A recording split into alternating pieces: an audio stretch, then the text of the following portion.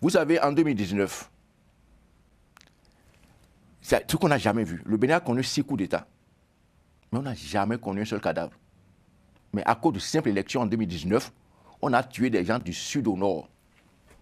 On peut s'attendre au même scénario? Mais c'est ça qu'ils sont en train de faire, c'est-à-dire qu'ils veulent faire pire. Valentin Djenotin Agossou, bonsoir. Oui, bonsoir madame. Alors vous êtes l'ancien ministre de la Justice au Bénin et ancien garde des Sceaux.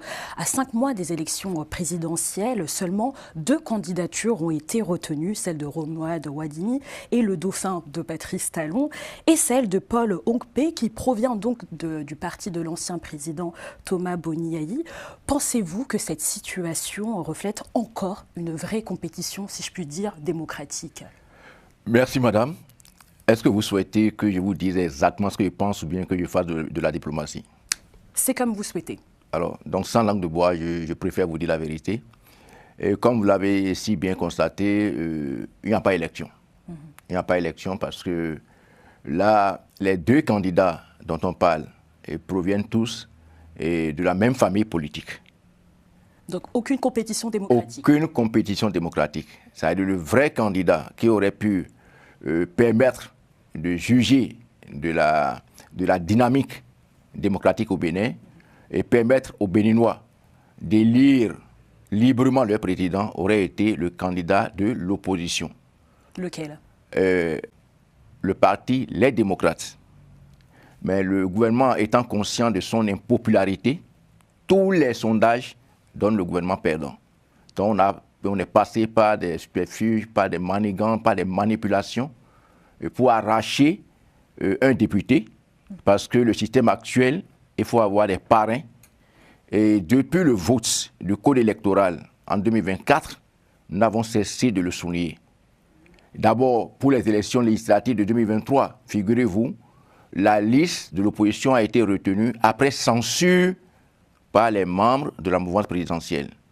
Et du coup, tout le monde a été unanime que l'opposition avait eu beaucoup de sièges, mais on ne lui avait attribué que 28. Mais avant l'arrivée de l'opposition au Parlement, le nombre de parrains qu'il fallait avoir était moindre. Et parce qu'ils ont eu les 28 juste, on a taillé une camisole, donc on a fait une loi où il faut avoir 28 députés pour pouvoir bénéficier d'un parrainage. Donc le nombre était exact, juste. Donc depuis ce moment déjà, nous voyions de très loin ce qui allait arriver et nous alertions, mais les gens n'ont pas cru à ce que nous disions.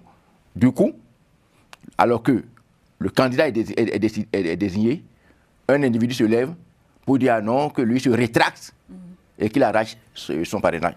À l'heure actuelle, est-ce qu'on peut parler de verrouillage démocratique comme vous le dénoncez actuellement? Non, c'est-à-dire le mot verrouillage même est peu. Ce qui se passe aujourd'hui au Bénin, c'est une catastrophe.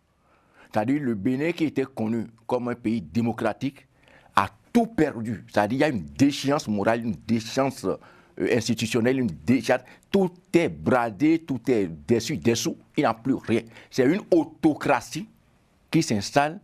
Et depuis 2020, après la révision de la Constitution en 2019, j'ai dit à certains de vos collègues journalistes que désormais, nous sommes en train d'installer au Bénin une dynastie. Et je ne me suis pas trompé. Ce qui se passe là, c'est une dynastie. Vous voyez, le président qui désigne celui qui va le remplacer.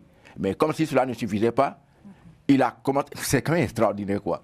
On a déjà déposé les dossiers, les candidats sont déjà connus. Et c'est en ce moment, on se lève maintenant, on fait une révision constitutionnelle et on dépouille complètement même le président.